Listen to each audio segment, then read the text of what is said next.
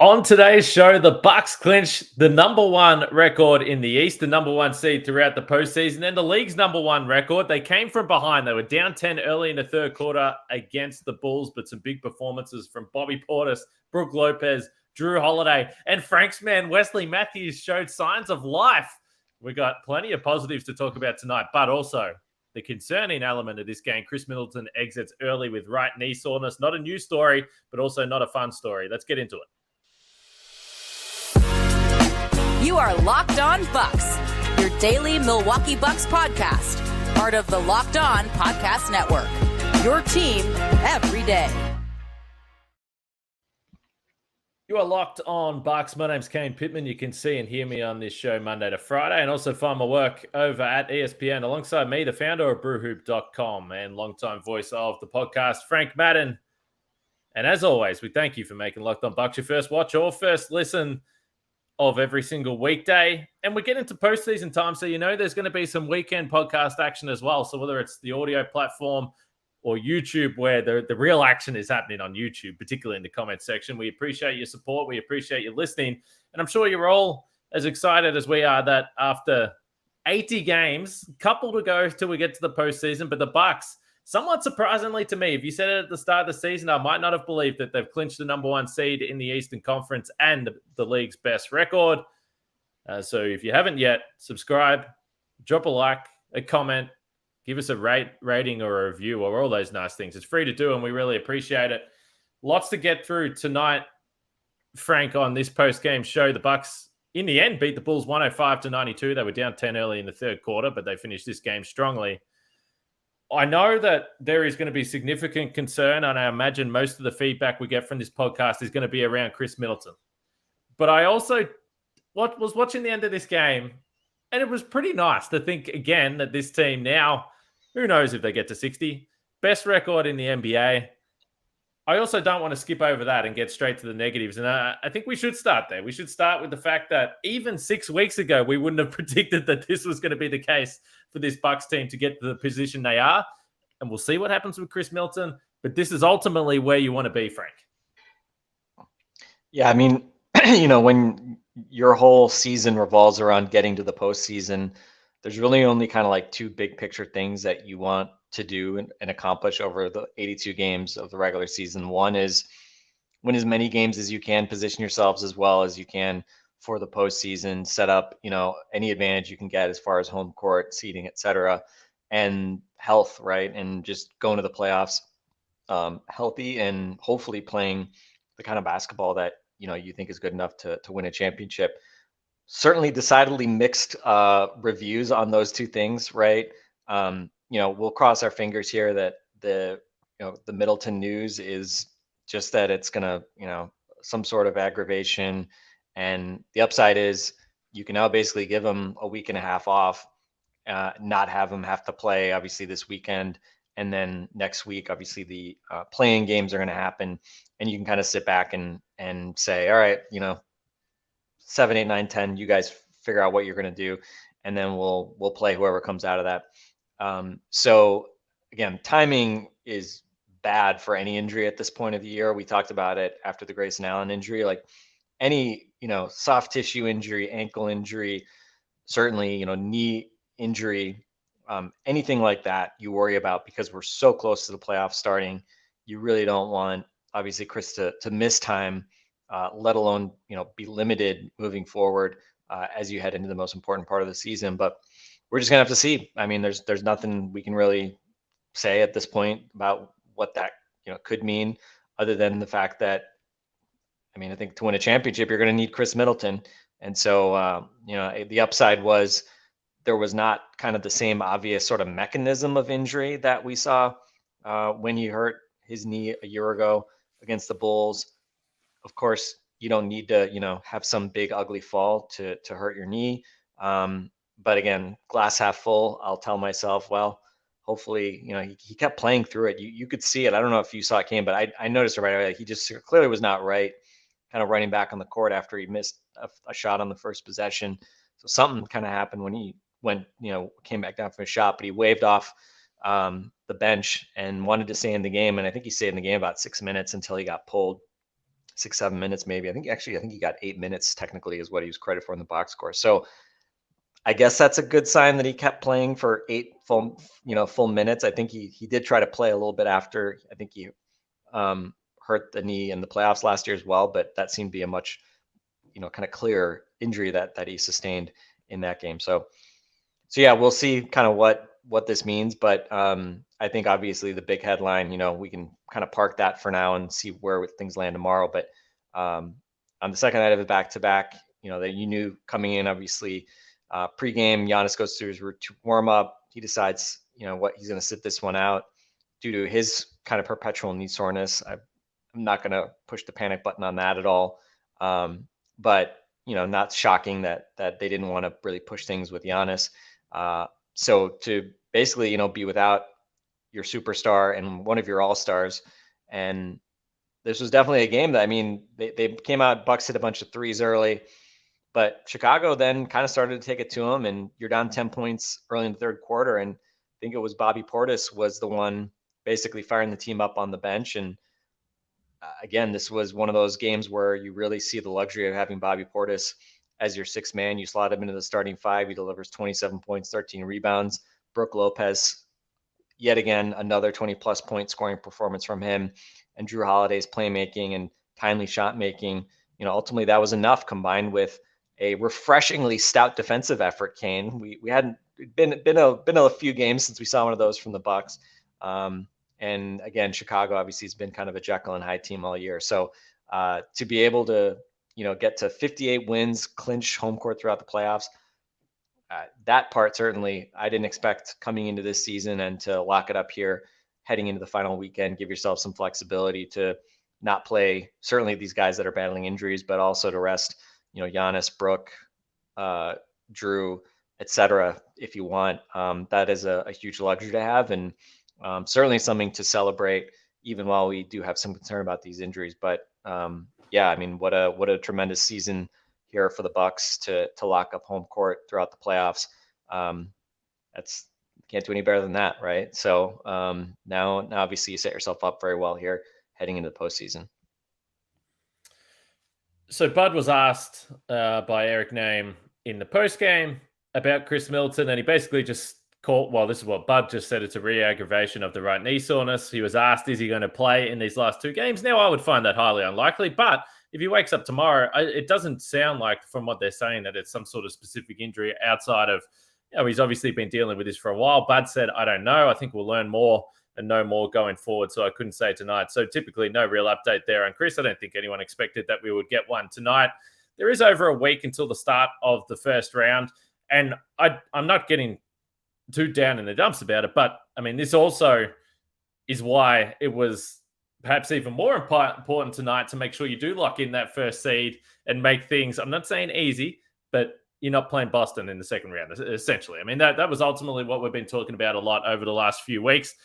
But as I said from the top, we're going to be pretty positive tonight, though, because there was some fun stuff to see from this game overall. You mentioned some of the individual performances, and I think we can dive into that a little bit more as we continue to roll through this podcast. And Portis, and you said something interesting at the start of the season about when you are missing stars, is Bobby the guy that can fill it up, or you think he can be? I think as the season's gone on, he has been that guy, and he's gotten better and better. So we're going to talk more about Bobby Portis.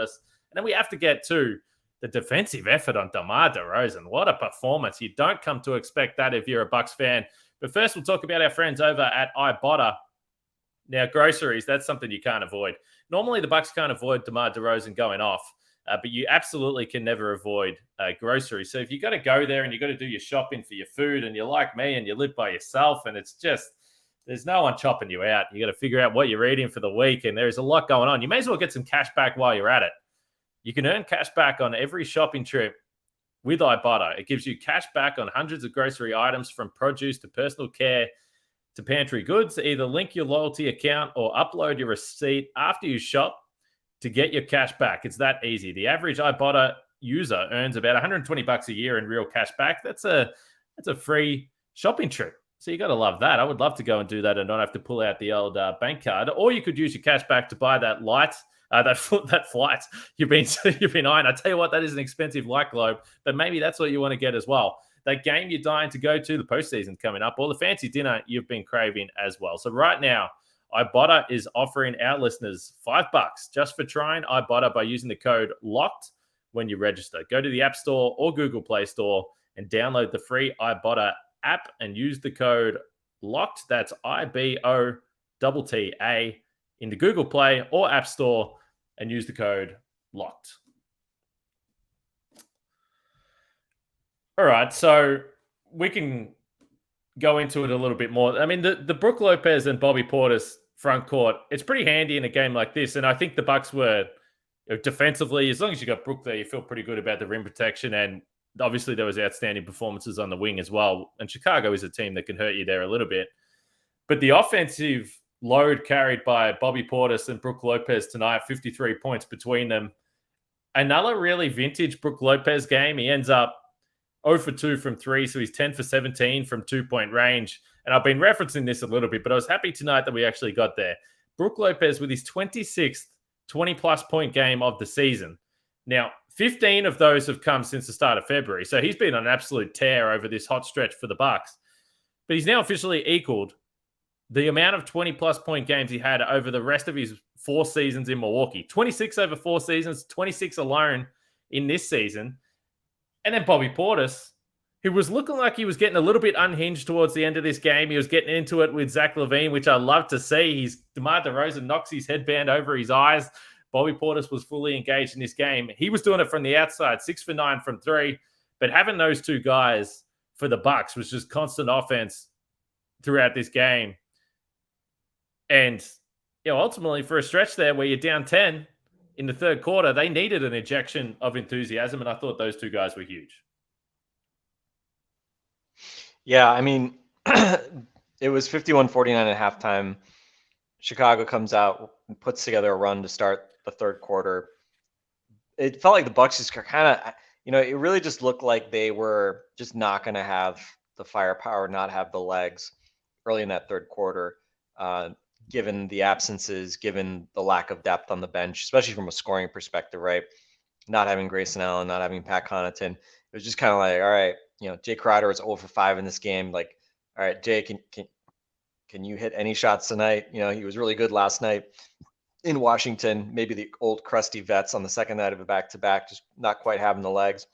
But two guys, fortunately for the Bucks, off the bench scored. Joe Ingles, Wes Matthews. I thought both of them were really crucial. Joe more obviously with his offense and playmaking, especially once Khris goes out of the game. When Jrue's not on the floor, Joe Ingles suddenly becomes extremely important just in terms of being kind of the playmaker for that second unit. Only 3 assists tonight, but 9 points on 7 shots.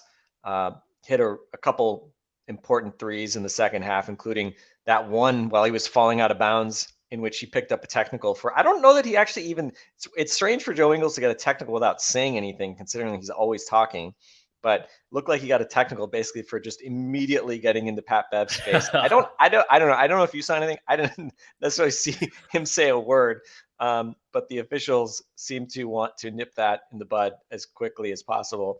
But again, Ingles on offense, and then Wes Matthews, talk about the defense on DeRozan. We saw it last year, obviously. The longer that playoff series went on, the more the Bucks were able to really lock in on DeRozan, frustrate him, be able to defend him, get handsy without committing fouls, without going for the pump fakes. I think tonight probably part of it was also just, second night of the back-to-back for both teams. And we see this, right? Like the older the guys are, the more you'll just see games where just like they just don't have the sharpness when they're playing on the second night of a back-to-back. I think that was kind of some of the issue for DeMar tonight. Because look, take nothing away from the Bucks defense. I thought Jrue started on him. What was the stat? He was 0 for 5, 0 for 6, I think, with Jrue defending him. Wes came in, put in some good shifts. I think in general, they just did a really nice job. Jay Crowder, had some good spells even on him as well. I wouldn't think of Jay necessarily being able to keep up foot speed wise, but with DeMar, he's not really trying to take you to the rim that much anyway. So they just did a really nice job frustrating him and making him take difficult shots. And we know that DeMar DeRozan can hit difficult shots all day long, But fortunately tonight, to me, the big number is just 2 free throws, only 2 free throws, 3 for 12 from the field, scoreless in the first half. And, the Bucks were losing when he was still scoreless. And I was kind of like, man, you're down 10 and DeMar DeRozan hasn't even scored. Like, how is this possible? Bucks had hit a bunch of threes. But fortunately, the defense kind of continued to do what they could do. And, Vucevic had some decent moments, but at the end of the day, kind of a similar story of what we've often seen from Vooch against the Bucks. He'll get looks at threes against the Bucks, but just 1 out of 6, 21 points on 21 shots from him.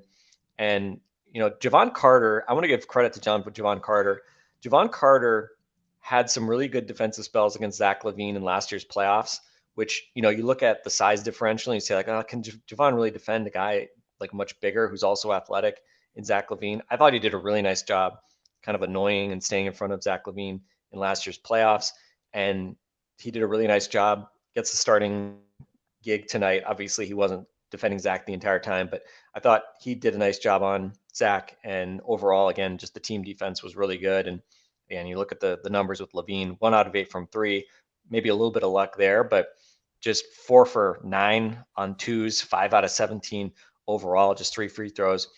You hold LaVine and DeRozan to 21 points combined on 29 shots. You would hope that that's a basketball game.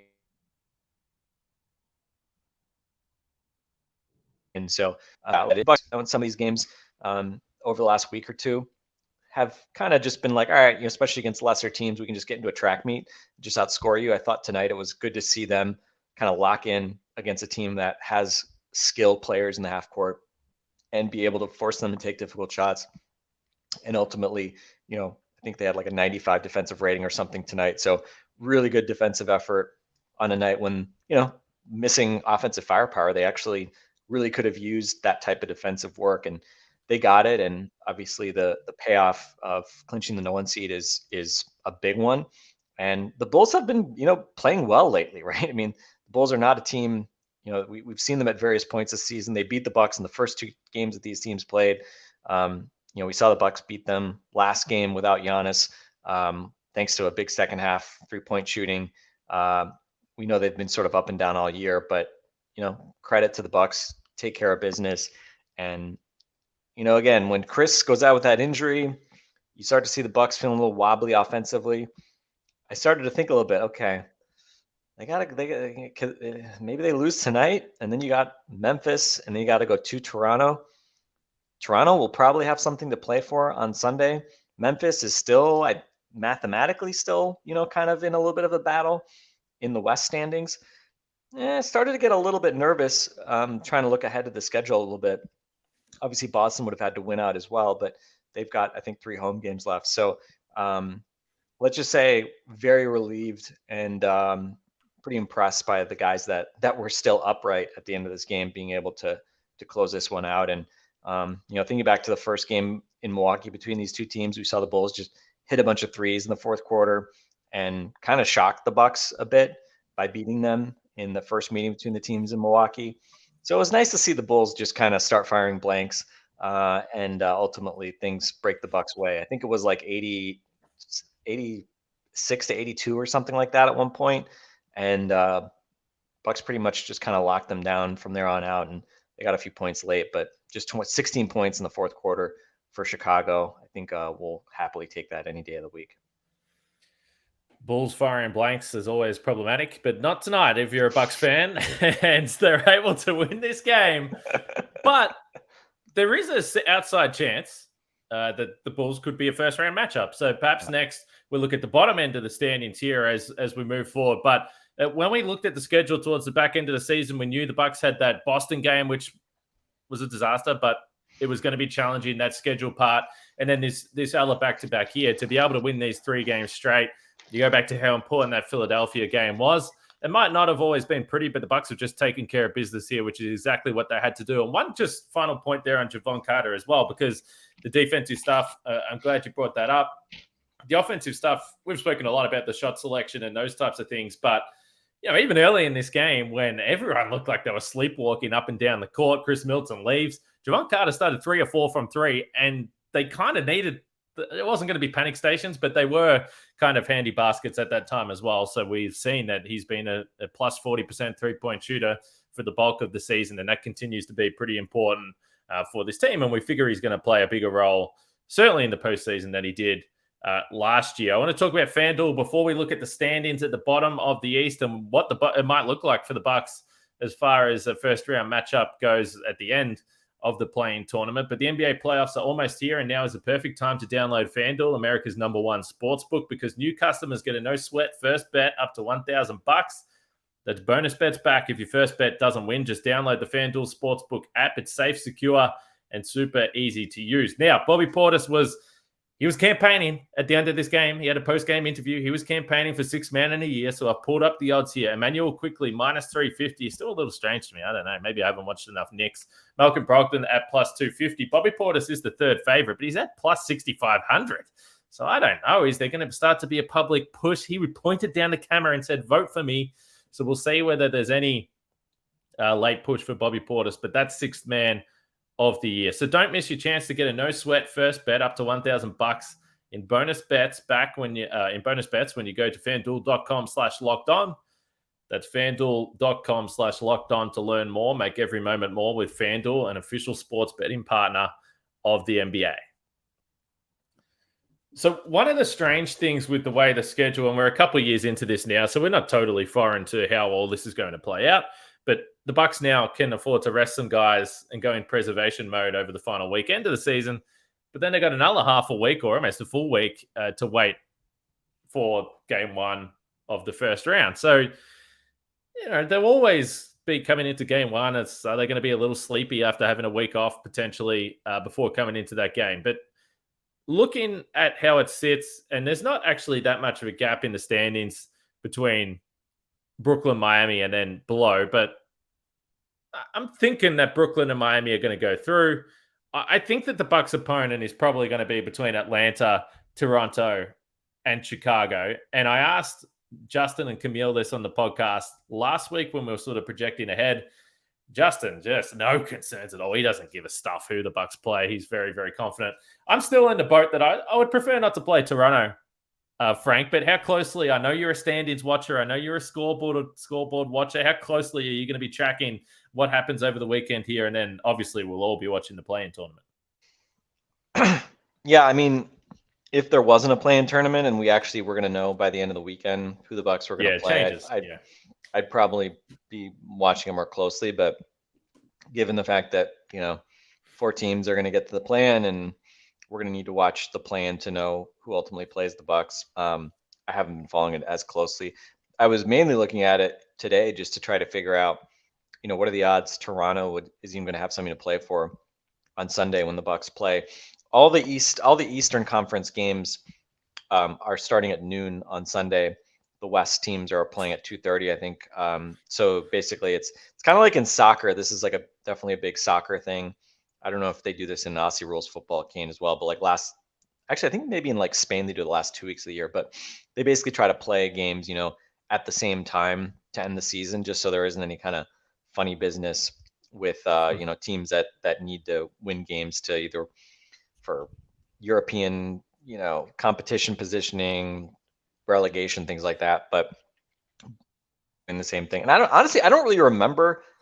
I should probably know this. I can't recall offhand if they've always done that or if this is a more recent phenomenon. But I think it was last year. Yeah. Okay. Yeah. So long story short, we probably won't know until Saturday, the game's on Saturday, whether Sunday matters to Toronto. But certainly any of those teams that you mentioned positioning for the play-in tournament, it's a big deal if you're 7 versus 8, 9 versus 10, or 8 versus 9, whatever, right? It's having a home game, not having a home game, needing to win 2 games versus 1 game.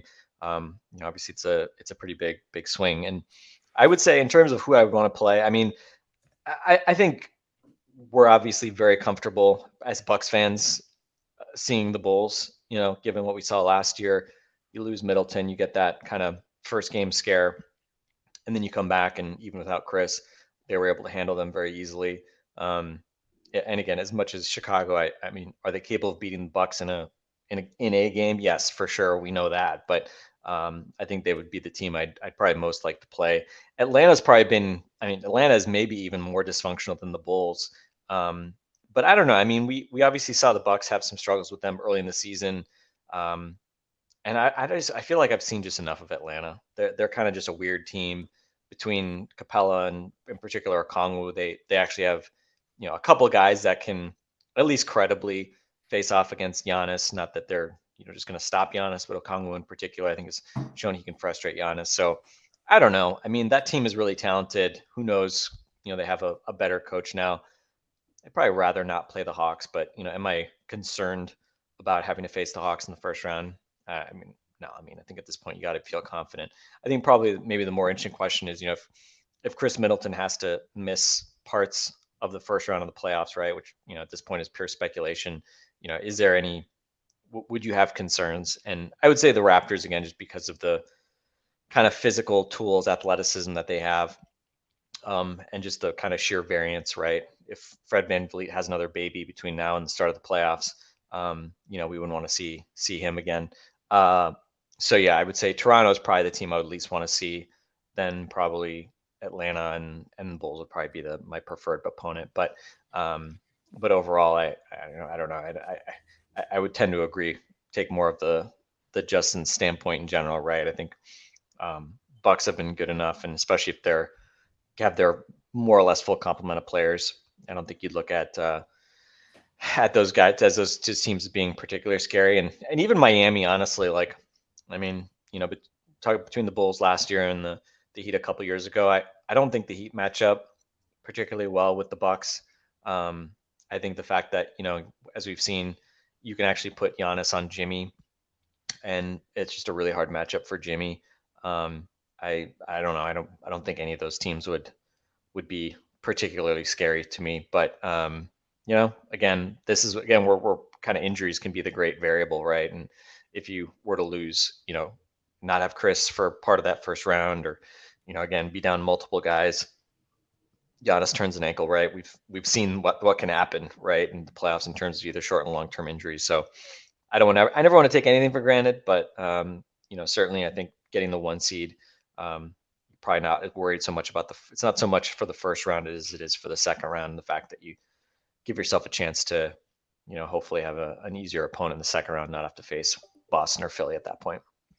Well, we understand that disaster can happen, but we don't even want to bring that up. We don't even want to mention that. But what we are potentially heading for is Brooklyn and Philadelphia in the first round. And what if they just bring out Ben Simmons in a magical reveal for game one, and then he takes over the series and eliminates Philadelphia in the first round? It might not be the most likely of scenarios, but who knows with young Ben in that series, Brooklyn and Philadelphia. All right, make sure you check out the Locked On Game to Game podcast, wherever you get your podcast, news, scores, stats, info, analysis from around the NBA on a nightly basis, and a quick recap from the Locked On hosts around the network. Well worth a listen. Locked On Game to Game, wherever you get your podcasts on your Locked On NBA feed.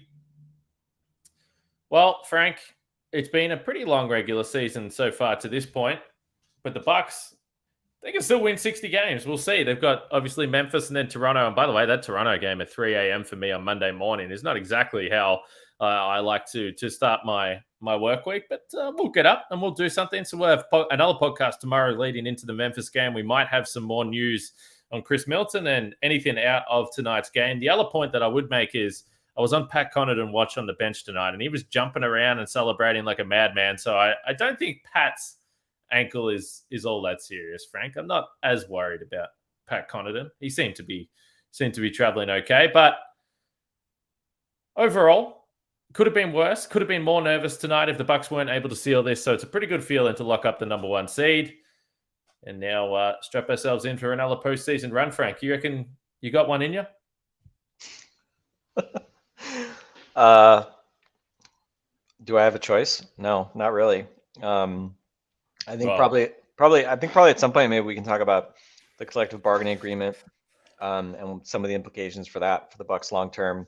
But I think for all teams that are veteran laden teams with very high payrolls, in which the Bucks are near the very top, I think that what I took from the new CBA was compete while you can compete. And I think from a talent perspective, provided the Bucks are healthy, it's going to be hard to have a team as talented as what you have today. So make the most of it, right? No time like the present. So excited for another playoff run. And obviously the big question now is just you hope that it's a healthy one, and hopefully it's another very memorable and long one. All right. As we said off the top, we appreciate everyone watching and listening. If you haven't done so yet, subscribe, drop a comment, like, review, rate, all those nice things. It helps us. It's free to do. And it's not just a token. It actually really does help the show and get more visibility on what we're trying to do here on Locked On Bucks. So we appreciate it. Thanks for watching again today. Another podcast tomorrow as we head into the weekend and the final 2 games of the regular season.